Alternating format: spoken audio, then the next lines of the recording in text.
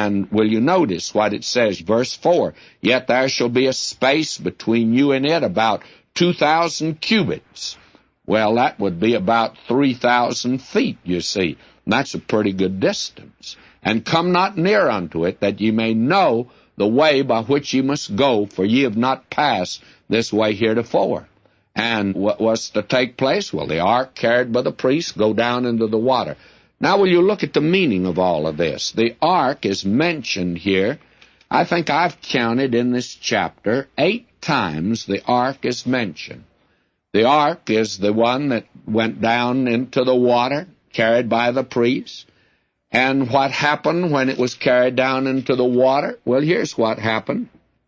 Verse 15, "And as they that bear the ark were come unto Jordan, and the feet of the priests that bear the ark were dipped in the brim of the water, for Jordan overfloweth all his banks all the time of harvest."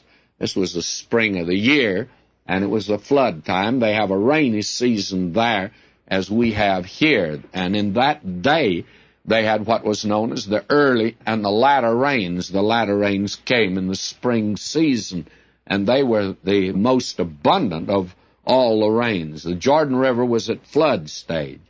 And actually, the people on the west side of Jordan, in the land proper, felt like that they had several days and probably several weeks, maybe, that they would not have any danger, because the children of Israel, they felt, could not cross over at flood stage. But they had also this lurking fear that 40 years before they'd crossed the Red Sea, and they didn't know what might happen at this particular time.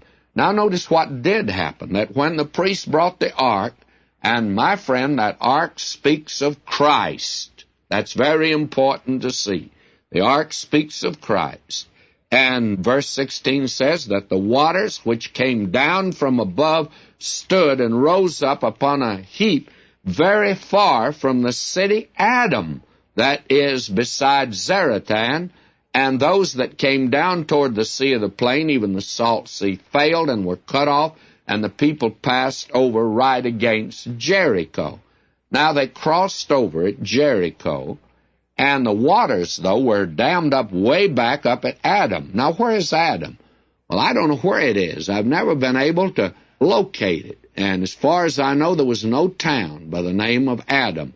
What does it mean, this city Adam? Well, that's the city that all of us came from, by the way. That is Adam, the father of the human family. And by Adam came death.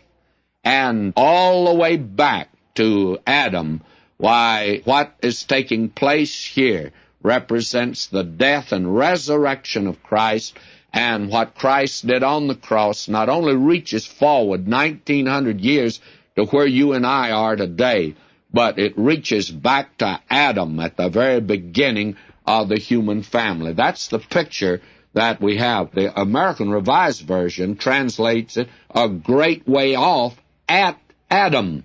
Back to Adam, you see.